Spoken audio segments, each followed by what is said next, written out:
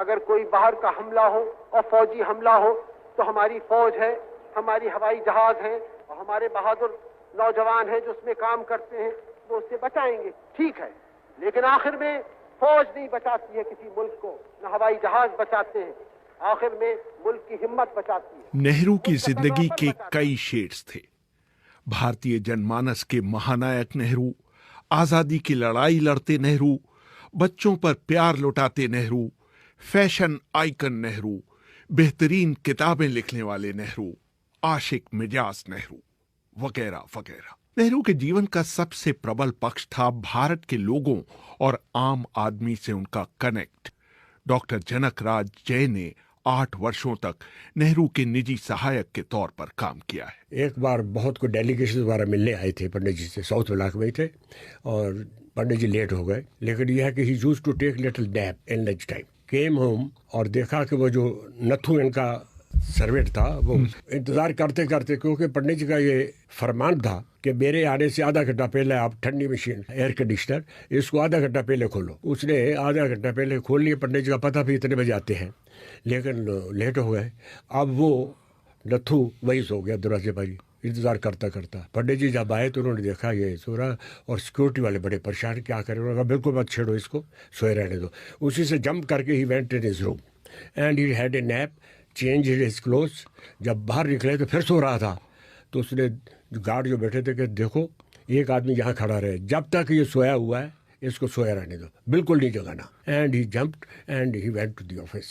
So this was his personality.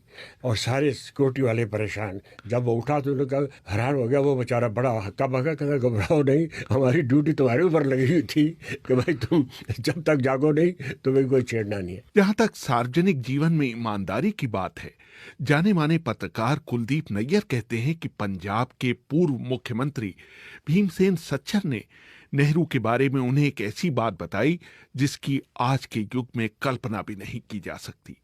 हुआ यूं कि नेहरू की बहन विजयलक्ष्मी पंडित एक बार शिमला के राजभवन में रुकी और वहां का बिल उन्होंने नहीं चुकाया।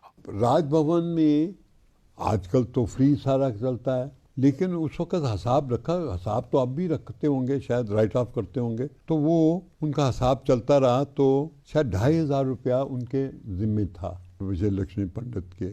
तो भीमसेन सच्चर हुआ करते थे, तो उन्होंने ये जब रकम देखी तो उन्होंने पंडित जी को लिखा कि देखिए ये 2500 उन्होंने खर्चे थे पैसे, तो अभी तक मिले नहीं, वो चलते रहते हैं। तो मुझे बुरा लगता है कि मेरे प्राइम मिनिस्टर के बहन ने ऐसा किया, तो उसका क्या करें।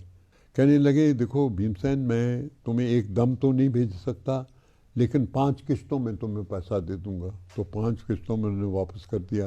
लेकिन आज कोई ये बात सोच नहीं सकता, ना तो कोई चीफ मिनिस्टर लिख सकता है। विजय लक्ष्मी पंडित की बात चली है तो बहुत पहले उन्होंने बीबीसी को दिए गए एक इंटरव्यू में बताया था कि एक बार उनका अपने बड़े भाई जवाहरलाल नेहरू से झगड़ा हुआ था। मैं उनसे 10 वर्ष छोटी थी, मगर चूंकि हम लोग इस तरह से पले थे तो बहस तो बहुत होती थी और मुखालफत भी होती थी, एक दूसरे से हम झगड़ा भी करते थे, मगर अंत में कुछ ऐसा होता था कि वही जो कहते थे वो मैं कर ही लेती थी। बाद में मैं सोचती थी कि ये बात मैंने क्यों की, खासकर जब मैं राजदूत हो चुकी थी।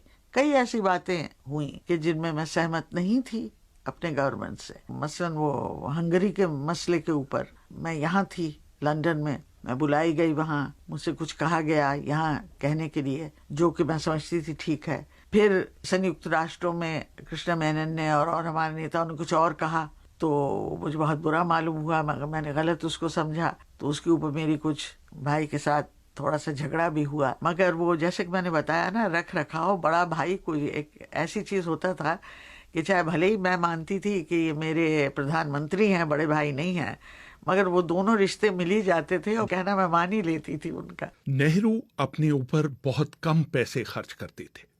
उनके सचिव और जीवनीकार एमओ मथाई बताते हैं कि कई मामलों में उन्हें कंजूस कहा जा सकता था, लेकिन एक बार उन्होंने सेस ब्रूनर की गांधी की गहन सोच की मुद्रा में बनाई गई पेंटिंग खरीदने के लिए 5000 रुपए खर्च करने में 1 सेकंड का भी समय नहीं लिया था।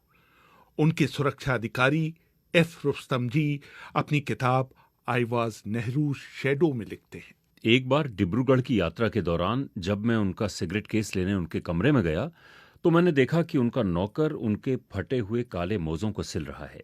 नेहरू को बर्बादी बहुत नापसंद थी। कई बार वो कार रुकवाकर अपने ड्राइवर को भेजते कि वो बगीचे में चल रहा पानी का पाइप बंद करके आए। एक बार सऊदी अरब की यात्रा के दौरान उन्होंने रियाद के जगमगाते राजमहल के एक एक कमरे में जाकर उसकी बत्ती बंद की थी।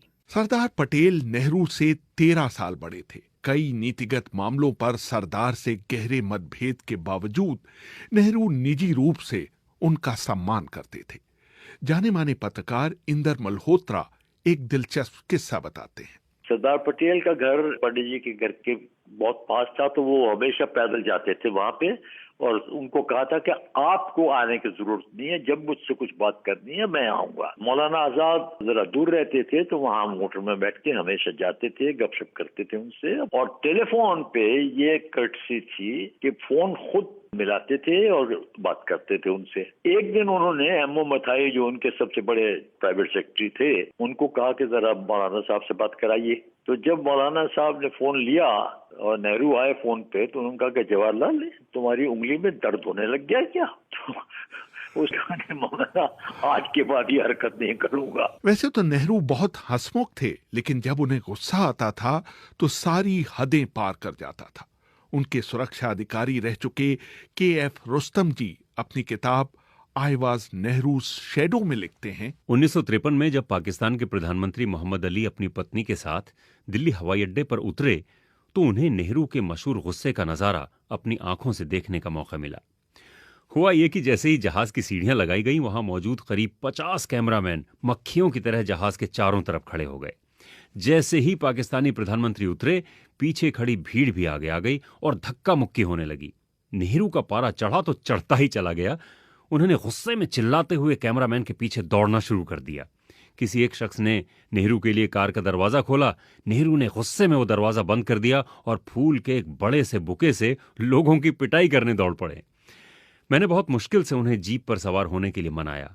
नाराज नेहरू और पाकिस्तानी प्रधानमंत्री जीप पर राष्ट्रपति भवन गए और उनकी लंबी कार जीप के पीछे पीछे बिना किसी सवारी के आई। इसी तरह पूर्व विदेश मंत्री नटवर सिंह को भी नेहरू के गुस्से का कोप भाजन पन्ना पड़ा, क्योंकि उन्होंने नेहरू के नेपाल निरेश को लिखे पत्र को सेक्रेटरी जनरल को न दिखाकर अपनी अलमारी में रख लिया था। एक रोज आई कोई 6:30 बजे एक फाइल नेपाल पर, और उसमें लिखा हुआ था प्राइम मिनिस्टर का खत नेपाल के बादशाह को। तो 4-5 सफ़े का, तो मैंने भाई रख दो, अब रात को यहाँ हो गई है, कल सुबह आके पढ़ लूंगा इसको। सुबह जाना था मुझे सेक्रेटरी जनरल को छोड़ने हवाई अड्डे पर, वो जा रहे थे मंगोलिया। तो साहब मैं फिर वहाँ पता लगा कि उनका जहाज लेट है, तो हम गप लगाते रहे, completely forgot about the file. 10 बजे करीब एक आदमी मेरे पास आया, कैसा राघव पंडित जी बुला रहे हैं। तो मैंने कहा भाई वो फाइल के लिए। तो मैं साहब बड़ा भाग कर अपनी मोटर चला के पहुँच गया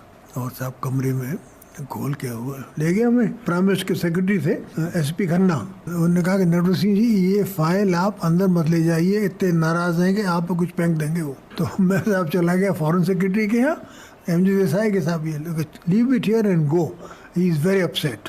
फिर साहब मैंने दूसरे दिन पता किया कि हुआ क्या। तो साहब वो पता लगा कि 9:30 बजे प्राइम मिनिस्टर एग्जीक्यूटिव अपने दफ्तर आ गए। तो वो गए फॉरेन सेक्रेटरी यहाँ के, MJ have you seen my letter to king of Nepal?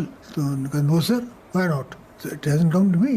तो साहब वो गए, खन्ना को पकड़ा प्राइवेट सेक्रेटरी में, ये क्यों नहीं गई फाइल मेरी फॉरेन सेक्रेटरी को? उन्होंने कहा सर वो सेक्रेटरी जनरल को भेज दी थी। तो उन्होंने क्यों भेज दी थी, उनको क्या करना इससे? साहब सारे कागज जो आपसे आते हैं वो उन्हीं के जाते हैं, तो मैं भी पता करता हूँ उनके प्राइवेट सेक्रेटरी नटवर सिंह से कि वो लेटर कहाँ गया। खन्ना जी आए मेरे कमरे में, तो मेरे असिस्टेंट ने कहा कि साहब वो तो एयरपोर्ट पे गए हुए, और उन्होंने कहा ये फिर ये खोलो तुम ये अलमारी, वो सब वो चाबी तो उनके पास है। By then temperature had gone to 102 degrees। Tayyab ji साहब ने कहा कि सर वो बड़ी दिलचस्प खत है आपका, तो रख लिया होगा। उन्होंने कहा I am not written the letter for Natwar Singh benefit, get hold of him, send the police, break open his अलमारा। फिर मैं 1 हफ्ते तक आई डिडंट गो, रास्ता था कमरे से सामने होकर नीचे, तो मैंने दूसरा रास्ता लिया 1 हफ्ते के लिए। 1951 में एक बार लोकसभा की बैठक देर रात तक चली। लोकसभा सचिवालय ने सभी सांसदों के लिए खाने का इंतजाम किया। जैसे ही खाना शुरू हुआ, सांसदों ने मुर्गे की हड्डियां खाकर लॉन में फेंकना शुरू कर दी। नेहरू से ये दृश्य देखा नहीं गया। तब के सीटिंग का तो अरेंजमेंट नहीं हो सकता, तो सब बूफे था। तो पहले तो वो नेहरू खड़े देखते रहे कि सब लोग जल्दबाजी में हैं, तो उनको करने दीजिएगा। तो जब तक उन्होंने अपने पेट भरी, उस वक्त तक अर्ज करूं कि बारिश करती उसकी हड्डियों की नीचे बड़ा बढ़िया लॉन था, उसके ऊपर कर दी। और पंडित जी ने वो अपनी प्लेट किसी को पकड़ाई और वो उठाने लगे। अब उसमें नेचुरली बहुत ही शॉकिंग शॉकवेव हो गई। और उसके दौरान में सब लोग इंक्लूडिंग दी जिन्होंने ये सब बेवकूफ़ी की थी, वो भी शामिल हो गए। और वो जल्दी से खैर साफ हो गया। फिर सबको हाथ धोने के लिए बाथरूम थोड़ा कुछ जाना पड़ा। और जवाहरलाल ने उसके बाद कुछ खाया भी नहीं और वो चले गए। 27 मई 1964 को जब नेहरू का निधन हुआ तो उनकी मेज पर रॉबर्ट फ्रॉस्ट की ये 4 पंक्तियां लिखी हुई मिली थी। The woods are lovely, dark and deep, but I have promises to keep and miles to go before I sleep. मन मोहन वन तरु मुझको आज बुलाते हैं, किंतु किए जो वादे मैंने याद मुझे वो आते हैं। अभी कहाँ आराम बदा, ये मूक निमंत्रण छलना है।